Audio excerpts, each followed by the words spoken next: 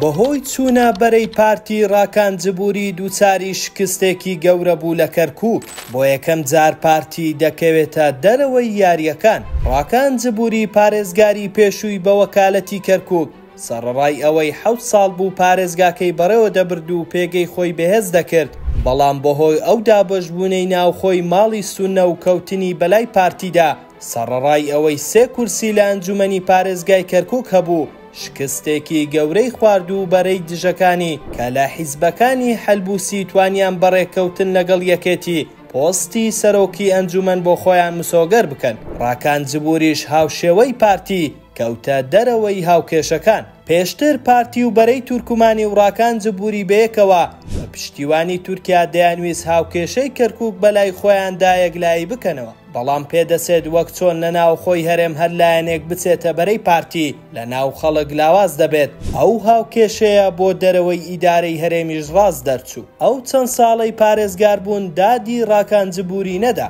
ئەویش تاکە خاڵی لاوازی ڕێکەوتنی بوو لەگەڵ پارتی و بەرەی تورکمانی. جێی باسا پارتی لە دوای پرۆسەی ئازادی عێراق بۆ یەکەم جارە لە ئیدارەی خۆجێی هەردوو پارێزگای دەرەوەی ئیدارەی هەرێم کە نەینەوا و کەرکووکە بە تەواوەتی ئاوت دەکرێت. ئەمەش پێچەوانەی ئەو قسە باوە بوو کە پارتیەکان دەیانگوت لەگەڵ چینیش بکەین هەردەی بینەوە. با بڕوای چاودێران ئەو گۆڕانکاریانە و لاوازبوونی پێگەی پارتی لەسەر ئاستی بەغدا و ناوچە کوردستانیەکان کاریگەری لەسەر هەرێمی کوردستانیش دەبێت.